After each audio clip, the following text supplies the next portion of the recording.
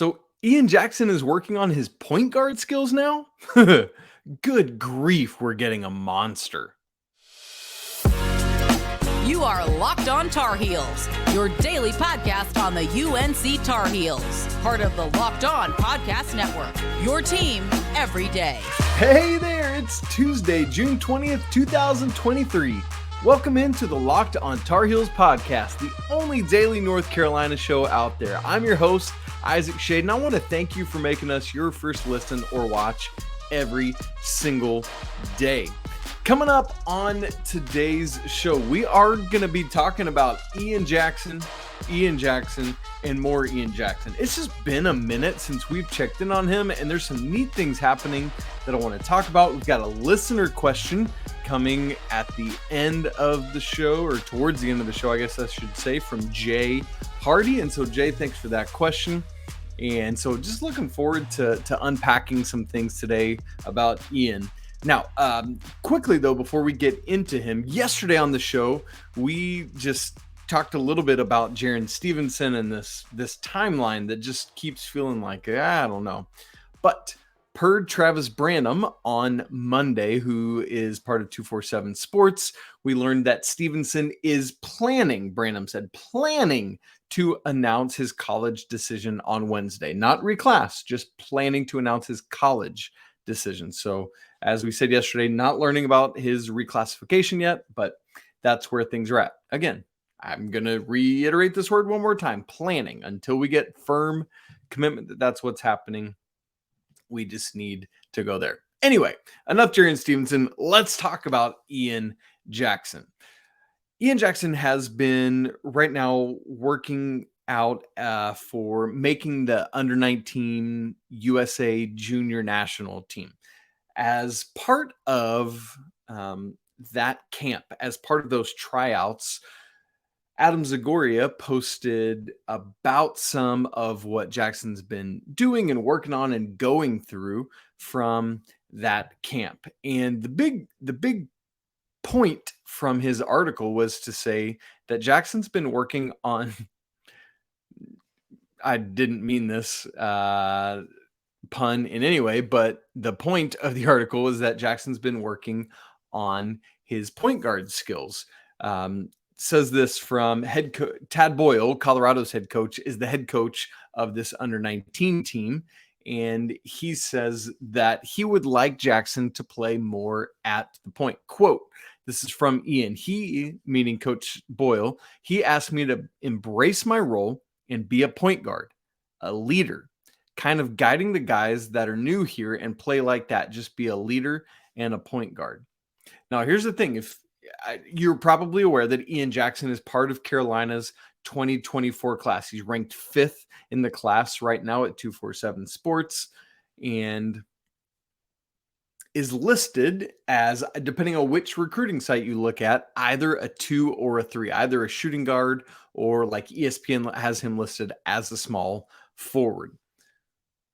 But here we're talking specifically about him adding more point guard skills into his game. Let me just tell you that Ian Jackson's game is already unfair, and this would be over the top. Now, would that translate, though, to North Carolina? Is it just something for this team, or is it like, no, this is something that I'm wanting to work on in my rounding out my game, another tool in my tool belt for Ian Jackson?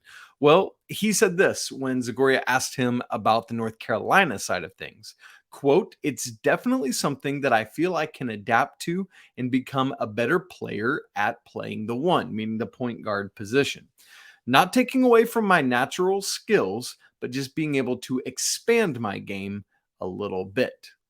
That natural skill, by the way, is putting the ball in the basket at a very, very high rate. And so being able to do that and be this facilitator, playmaker, distributor would be unreal. So if Ian Jackson is able to continue developing the skill, he's already said, hey, I'm going to stay in the class of 2024 because I really want to round out my game. Well, this is clearly going to be part of that. So if he can spend a lot of his senior season developing that even more, we've talked a lot about how I fully believe that Carolina both needs to and is going to lean into a 3G lineup this year, more so than they have previously. And I just 3-guard lineup. I like to call it 3G or 4G if they're running 4 out.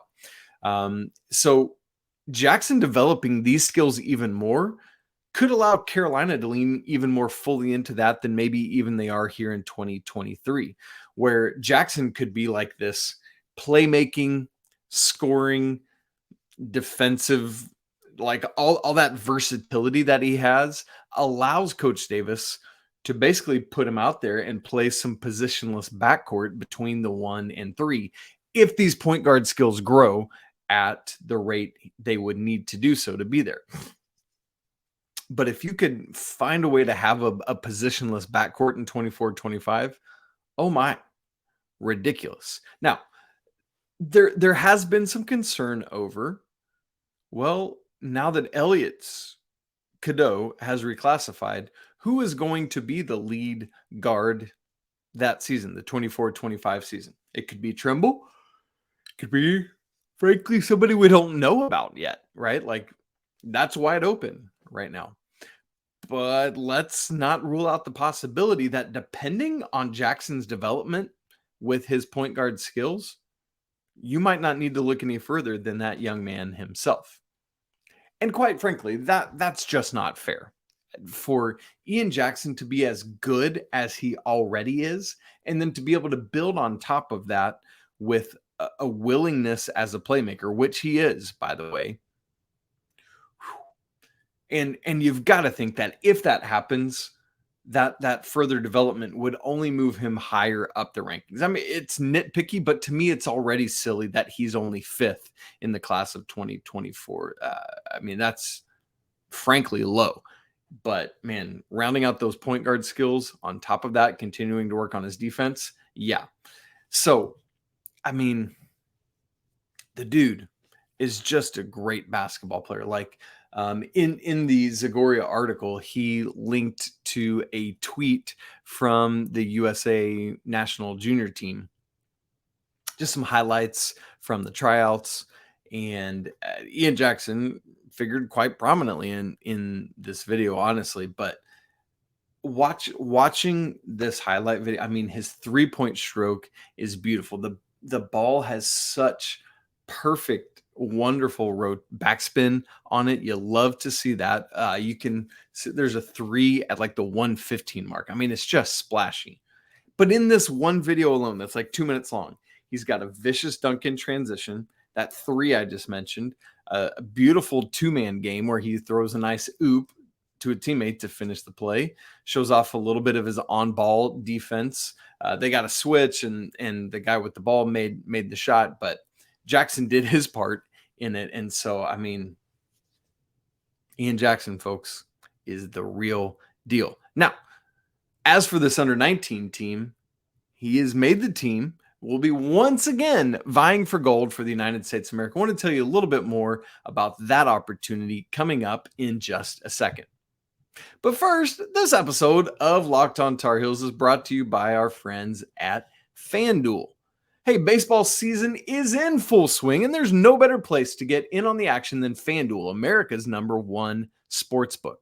Because right now, new customers get a no-sweat first bet up to $1,000. That's right, up to $1,000 back in bonus bets if your first bet doesn't win. Just go to FanDuel.com/locked-on to join today. Listen, don't miss this chance to get that no-sweat first bet. $1,000, friends. I mean, that's crazy when you join FanDuel. Now, there are some limitations to that. You want to read up on that, make sure you understand it all, but go to FanDuel.com/locked-on to sign up. FanDuel, official partner of Major League Baseball. Major League Baseball trademarks used with permission. All right, hey, it is NBA draft week, and Locked On's NBA mock draft special is here and bigger than ever. Follow along with the entire first round in a 6-episode ultimate mock draft experience that only we at Locked On can deliver to you. All the episodes are available right now on the Locked On College Basketball page on YouTube or on audio, wherever you listen to podcasts. And personally, I would love you to go check it out because I had an opportunity to sit on the anchor desk for this kind of mini series as the college basketball expert. And so that's also a plug for Locked On College Basketball. Go check out our show there as well. Okay, this under 19 team is just about getting ready to head off to Hungary to participate in the FIBA 2023 U19 Men's World Cup. The team was announced last Friday, and Ian Jackson, who, by the way, has already won gold with the U16 and U17 teams, is in fact going to have a chance to earn a third gold medal. The teams are in Chicago, I believe, by this point, or the team, I should say, getting ready to go. They'll be heading off to Hungary. Competition starts on June 24th and is supposed to wrap up on July 2nd. What's pretty cool about this is that of the 12 players, only only 4 of them are high school players. The rest are already moving into college, going to be freshmen this season. And so I love that Ian Jackson is getting this experience again, having already done it a couple times. But here's what's perhaps even neater beyond this experience, which is going to be great experience for him, continuing to get that global exposure, continuing to get that high level experience. And then he's going to come back and continue his summer circuit, which is going to teach him a lot about maintenance of body, making sure he's taking care of himself, all those things that he needs to be doing. But here's what I love all the more, and I want to really hone in on this. You heard me just say that of these 12 players, only 4 of them are still high schoolers, Ian Jackson being one of those. One of the big reports from the tryouts are that Jackson has been a vocal leader. Coach Boyle has asked him to do so, but Jackson has leaned into it. You hear this from someone who is one of the essentially underclassmen on this team, being a vocal leader for the team. That's a big deal, because that's something that can translate to North Carolina when he comes ahead of next season. You, at times, if there is a void of leadership, need someone to step in. North Carolina didn't really have somebody that really fully embraced that role as like the dude last year. I think there are a couple candidates for that this upcoming season, for the 23-24 season, and I'm encouraged by that. But I'm even more encouraged thinking ahead to 24-25, where you have to lose Armando Bacot. RJ Davis is up in the air. He's got that 5th year if he wants it. There's some other things. But Ian Jackson is going to bring some leadership to this team. He's going to have respect as someone who is as talented as he is. He's going to have the opportunity to really just step right in and, in a humble way, because you don't want to be the freshman that's like, hey, what's up? Come listen to me. I'm the dude, right? Like that's not the approach you can or should take. But he is going to earn respect by his on-court game. And so I love that he's leaning into this leadership as one of the younger guys on this team. That's encouraging. And here's the other thing about Ian Jackson. I know, my job with hosting podcasts and other thing, both here and on Locked On College Basketball, is to look at these young men, look at the young women in the sports that we watch, and evaluate them and talk about them and why I think they're progressing well or not progressing, any of that. I always try to be as objective as possible. I'm going to speak truth when it's somebody's doing well, and hopefully I do the same when they're not doing as well in an honoring way. I'm not going to slander and slam a kid, but I need to be able to talk about it, whether good or bad. But sometimes you just turn into a basketball fan, right? You know what I mean? I just love college basketball. You probably do too, and that's why you're here. But Ian Jackson does that for me. I watch him and I'm evaluating, but I just switch into this mode where I watch him and I'm just like, man, I'm just kind of fanboying watching a really, really talented basketball player go play basketball. And that's part of what I love. And I think that North Carolina fans are really going to love in the 24-25 season. And there's other, I think folks will love what Drake Powell brings and his energy and things like that. And the guys that are still part of the team. But there's just something special to me about Ian Jackson. And it's going to be fun. Well, we do also have a listener question from Jay Hardy about Jackson's commitment to Carolina following Elliot Cadeau's reclassification. We're going to talk more about that in just a second. All right, folks, continuing on in today's show where we're just kind of hanging out talking about Ian Jackson some because it's fun to get to do so. I had a listener question a week or two ago on Twitter, and this was from Jay Hardy at JAE Hardy, HARDY 82. So Jay, thank you so much for your question. He says this: I watch your show daily. I'm an everydayer. That's what we call the everyday folks around here. Jay, thank you so much. That means a ton. Another thing to think about: will Jackson stay committed now that Elliot has reclassed? Big reason why Jackson committed was to play with an elite point guard. Now, obviously, since Jay submitted this question, we have gotten to the point where, yes, Elliot reclassified and then Simeon left. And Ian has reaffirmed his commitment to North Carolina. And so we don't really necessarily need to attack that part of the question. But what I want to hone in on with Jay's question here is that last clause. Will Jackson stay committed now that Elliot reclassified? Because a big reason why Jackson committed was to play with an elite point guard. And that's the part I want to talk about, is the point guard situation. Now, even though Ian has already reaffirmed his commitment, I still want to have this discussion because there's a couple of things here. First off, and we haven't had this conversation yet on the show, I'm actually going to do a whole segment on this at some point. I'm not sure when, but sometime upcoming. Just the assumption that Elliot is going to only play 1 year. I think that is the most likely scenario. I think it's the thing that makes most sense based on how it seems like he will translate. But I also want to just say a word of caution.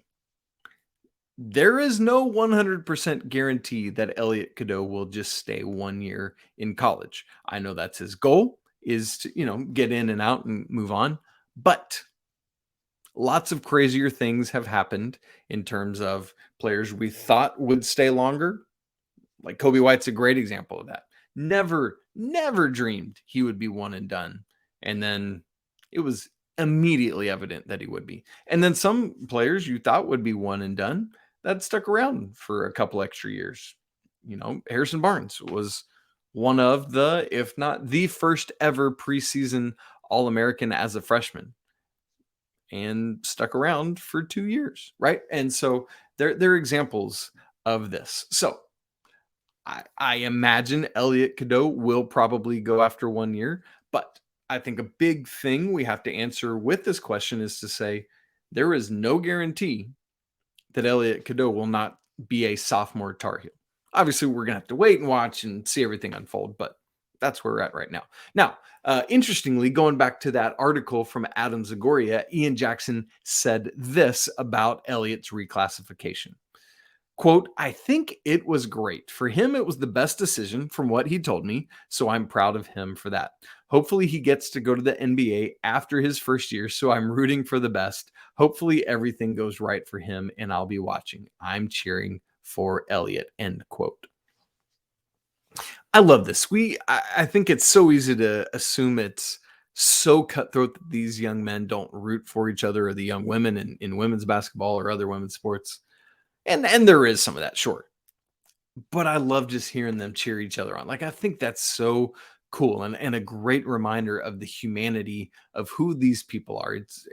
Ian Jackson is not some robot. He is a human being doing this. And so to see him, saying like, hey, I would have loved to play with Elliot, but I'm assuming he's going to be gone when I come as a freshman. So that's the first thing I would say about having this discussion about Ian playing with an elite point guard is it's greater than a 0% chance that Elliot's still there. That's the first thing I'll say. Number two, to answer Jay's question, we kind of talked about this earlier right out of the gate, but depending on how Ian Jackson's point guard skills progression comes along, he could himself be the elite point guard in question that you talked about there, Jay. Now, I think the bigger thing is that if he himself is that point guard, he doesn't get to play off of that point guard, which I think is a critical thing. Like, think of Ian getting to play alongside Elliot. That offers different opportunities than if he himself is that point guard, just in terms of how they can play off each other. So I hear that, but just keep in mind that it is possible. It's not completely outside the realm of possibility that Ian develops enough into a lead guard type of skill set and mentality where he could be the guy. Now, a couple other things. There are other elite guards in play. For example, Boogie Fland still has not committed. He is a basically top 15 class of 2024 point guard, same high school as RJ Davis, Archbishop Stepanek, and Carolina, is in talks. There's a lot of possibility there now, especially because of Elliot's reclassification. I would say most people were of the mind that when with Elliot committing to North Carolina, with Cadeau committing to North Carolina, that Boogie Fland would not. However, Elliot's not in that class anymore. So Boogie, I would say, is back on the table. That could be the guy for Ian right there. Let's also consider a fourth option. That would be a junior version of Seth Trimble.